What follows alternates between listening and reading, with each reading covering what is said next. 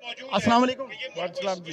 बिलाल भाई, महंगाई तो बहुत तेज़ी से बढ़ रही है, तो इसके खिलाफ किस तरीके से तहरीक इंसाफ अपना काम करेगी? देखिए, जब से ये इम्पोर्टेड हुकूमत आई है, बड़ा मंतक दे रहे थे कि हम इस महंगाई को ख़त्म करेंगे, और इमरान खान की हुकूमत चेंज ऑफ रिजीम के तहत महंगाई के खिलाफ एक तहरीक चला के उसको हटाया गया। हालांकि उसका महंगाई से लेने का कोई लेना देना नहीं था। असल इनका मकसद था कि अपना NRO 2 ले। अब आपने देखे जो नैब के कवानीन में तरमीम करके इन्होंने NRO 2 ले लिया, और वो एब्सकॉन्डर जो 4-4 साल से पाकिस्तान में भागे हुए थे वो वापस आ रहे हैं। इनके पास कोई रोड मैप नहीं है। आपकी मुल्क की मैशियत सूरत तबाहकुन है, आपकी इकनॉमी का पटाखा फट चुका है।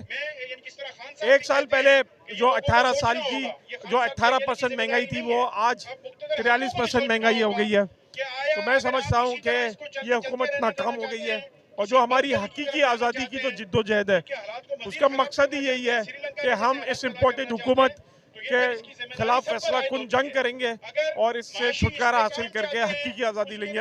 और इस हकीकी आज़ादी का और पाकिस्तान की बेहतरी के लिए सबसे बेहतर चीज़ यही है कि एक जिसको कहते हैं ना वाहिद अल है फिल फौरन इंतखाबात। अस्सलाम वालेकुम। वालेकुम सलाम। मुझे बताएं, आज महंगाई के लिए आप तारिक रोड पे खड़े हैं, क्या वजह है?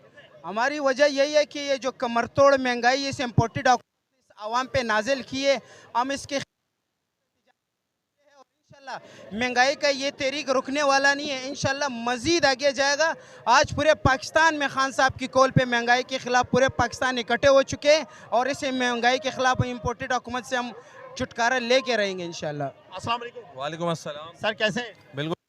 बताएं कि महंगाई के हवाले से आप देख रहे हैं कराची के अंदर के इलेक्ट्रिक माशाल्लाह से के इलेक्ट्रिक जा भी रही है, और के इलेक्ट्रिक वालों ने अभी एक छोटा सा लगाया है कि 50 रुपये, 200 रुपये, 100 रुपये इस तरीके से ले रही है। इसके बारे में आप क्या कहेंगे? सर, इसके बारे में मैं ये कहूँगा कि इस वक्त जो है ये हुकूमत पागल हो चुकी है। इस हुकूमत को कुछ समझ नहीं आ रही कि जो खर्चे हैं वो मैनेज कहाँ से करें, क्योंकि जितने भी पैसे थे वो ये खा चुके हैं, ये बाहर बेच चुके हैं। सारे पैसे जो हैं अपने एसेट्स बना चुके हैं। अब जाहिर सी बात है, पूरा करने के लिए कभी इसके अंदर टैक्स ठोक रहे हैं, कभी उसके अंदर टैक्स ठोक रहे हैं कि इलेक्ट्रिक का ताल्लुक ही नहीं है म्यूनिसिपलिटी से। तो अभी जो है वो सुनने में आ रहा है कि पीटीवी के अंदर जो है वो पीटीवी का टैक्स जो है वो उसको बढ़ाकर जो है वो दोबारा बिल के अंदर ऐड कर रहे हैं। मतलब बिजली का क्या ताल्लुक केपीटी से और पीटीवी से, और जो है वो के इलेक्ट्रिक का क्या ताल्लुक जो है म्यूनिसिपलिटी से। तो इस वक्त इस हुकूमत को कुछ समझ नहीं आ रही करना क्या है। जब इतने ही नाअहल थे, किसी काम के नहीं थे, चोर चक्के थे, जब तुम्हारे अंदर तुम्हारी औकात नहीं थी संभालने की, तो इस हुकूमत को तुम लोगों ने जो है वो संभाला क्यों? अपने खर्चे बचाने के लिए जो है आवाम पर इधर उधर टैक्स मारना छोड़ो। खुदा का वास्ता है, महंगाई के अंदर आवाम फंस रही है, आवाम की जान छोड़ो और अपने काम धंधे करके इस्तीफे दो। और इंशाल्लाह ताला ये आवाम जो है वो दोबारा खान साहब को पहले तो सिंपल मेजोरिटी से लेकर आई थी, अब इंशाल्लाह ताला 3/3 अक्सरियत से लेकर आएगी इंशाल्लाह। अस्सलाम वालेकुम। जी अस्सलाम। माशाल्लाह से आप सदर भी हैं, ये बताएं कि जिस तरीके से के अंदर और कराची में ख़ास तौर पे जिस तरीके से टैक्सेस लगाए जाते हैं, हर इदारे के अंदर टैक्सेस लग रहे हैं, इसके बारे में आप क्या कहेंगे? देखें जी, सबसे पहले तो मैं ये कहूँगा, कराची खुसूसी तौर पर जिस तरह जो पूरे पाकिस्तान का माशी हब भी है और इकॉनमी का सबसे ज़्यादा यानी जो टैक्सेस में हिस्सा भी कराची का जाता है, लेकिन बदकिस्मती से पिछले 25 से 30 सालों से और 15 साल से तवातुर के साथ पीपल्स पार्टी जो यहाँ पर जो इस वक्त पीडीएम की बड़ी हिस्सेदार है, यहाँ उनकी हुकूमत है, और उनका ये आलम है कि आपने देखा कि थोड़ी सी बारिश आए तो फिर उसके बाद पानी भी यहीं खड़ा रहता है, सड़कें भी टूटती हैं, अंडरपासेस भी भर जाते हैं, स्ट्रीट क्राइम हो। हम किस किस चीज़ का रोना इस कराची वाले रोएं। एक दूसरी तरफ टैक्सेस की बात की जाए, अब जो हालिया दिनों में जो के इलेक्ट्रिक की जिम्मेदारी लगाई गई, दुनिया में किसी जगह पर नहीं है कि एक बिजली यानी जो कि देने वाला इदारा जो उसको म्यूनसिपल सर्विसेज की जिम्मेदारी टैक्सेस उसके ज़िम्मे लगाए जाएँ। तो आवाम ने उसका अपना रिएक्शन देखा। अब अगर जहाँ से कचरा ना उठे तो मैं तो आपके तवज्जुह से बिल्कुल पैगाम दूंगा, आप अपना कचरा करीबी जो KEC का जो के इलेक्ट्रिक का जो भी ऑफिस हो, बिल्कुल वहाँ जाके आप डालें कि जब अगर वो पैसे चार्ज कर रहे हैं तो फिर उनकी जिम्मेदारी भी है कि वो इसको सफाई का भी ख्याल रखें। अच्छा, कराची एक हब कहलाता है, कराची पूरे पाकिस्तान को चलाता है। कराची के अंदर इतनी मुश्किलात पैदा की कि एक आम जो शहरी है कराची का, वो बहुत ज़्यादा मुश्किल में अपनी गुजारा कर रहा है, इसके बारे में क्या कहेंगे? देखें, ये तो इसमें कोई शक नहीं है, कराची मिनी पाकिस्तान है, पूरे पाकिस्तान से लोग आके यहाँ आबाद रह रहे हैं, और आपने देखा होगा कि माशी तरक्की के अंदर, माशी यानी जो सनती तरक्की है, और हर तरह से हर चीज़ के अंदर कराची का पाकिस्तान की यानी उस इकॉनमी के अंदर एक बड़ा शेयर है। लेकिन बदकिस्मती से किसी भी गवर्नमेंट ने, चाहे फेडरल में आने वाली गवर्नमेंट हो माजी में या सूबाई हुकूमतें हों, उनकी जैसे हम अगर पीपल्स पार्टी की बात करें तो वो यहाँ की भी जो टैक्सेस हो सारी जमा करने के बाद इंटीरियर भी कोई उन्होंने बेहतर नहीं कर दिया कि वहाँ को जाके पैसे लगाए हों। वो तो पैसे खाए जाते हैं।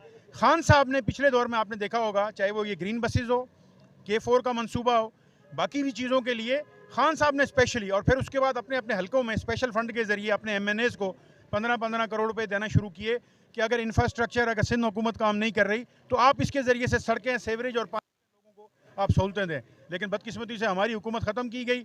हमारी हुकूमत के जो आखिरी काम थे मंजूर शुदा, अब इस वक्त वो भी पीपल्स पार्टी ने ये शो करके लोगों के सामने हमारे लोगों को हटाकर और अपने ज़रिए टेक ओवर करके जो PWD के ज़रिए हमारे काम चल रहे हैं, ये तासुर देने की कोशिश कर रहे हैं कि वो काम ये करवा रहे हैं। वो काम भी अल्हम्दुलिल्लाह खान साहब की हुकूमत के दिए हुए फंड से हो रहा है। दिन ब दिन बढ़ती जा रही है, इसके बारे में आप क्या कहेंगे?